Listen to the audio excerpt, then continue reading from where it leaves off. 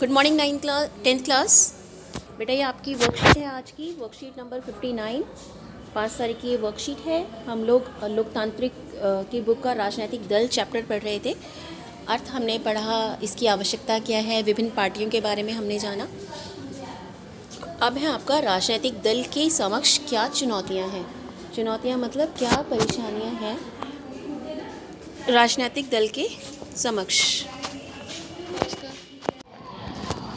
तो हम लोग राजनीतिक दल का अर्थ महत्व हमने पढ़ा था। हमने विभिन्न राजनीतिक दलों के बारे में भी पढ़ लिया था, क्षेत्रीय दलों के बारे में हम पढ़ चुके हैं। अब है इसके समक्ष चुनौतियां क्या हैं, मतलब कि इसके सामने परेशानियां क्या हैं। ये जो दल तो बन जाते हैं, लेकिन क्या क्या चुनौतियों को इनको सामना करना पड़ता है। सबसे पहला है वंशवाद की चुनौती, वंशवाद की समस्या। जो एक बार सत्ता में आ जाता है उसके बाद उसका ही वंश आगे सत्ता हासिल करता रहता है। ये एक बहुत बड़ी चुनौती है, बहुत बड़ी समस्या है राजनीतिक दलों के सामने, क्योंकि अन्य दल फिर जो है वो आगे सत्ता को हासिल नहीं कर पाते हैं।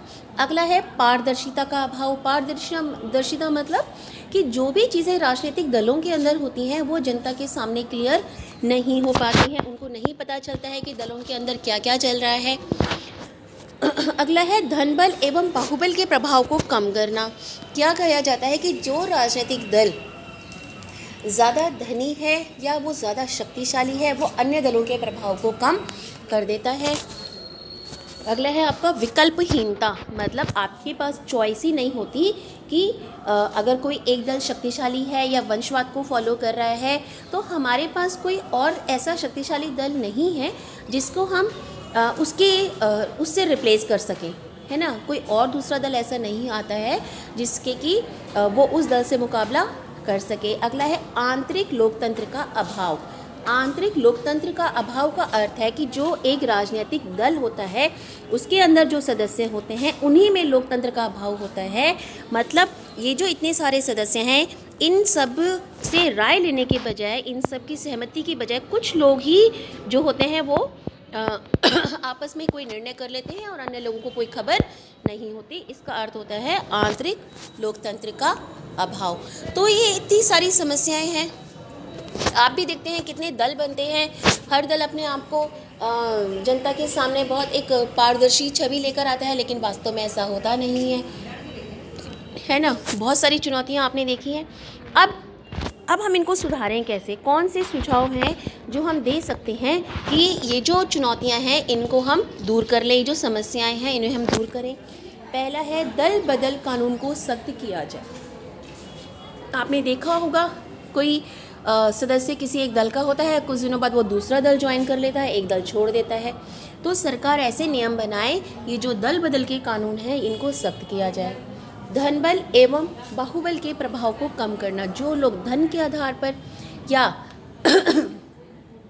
अपने बाहुबल यानी शक्ति के आधार पर, फिजिकल शक्ति के आधार पर दूसरे राजनीतिक दलों को दबाते हैं या उनका प्रभाव को कम करते हैं, इसको कम किया जाए। राजनीतिक दलों में समय समय पर सांगठनिक चुनाव हो। जो राजनीतिक दल होते हैं, ये जो सदस्य होते हैं, इनमें जो निर्णय लेने वाले हैं, इनके आपस में भी समय समय पर चुनाव हो।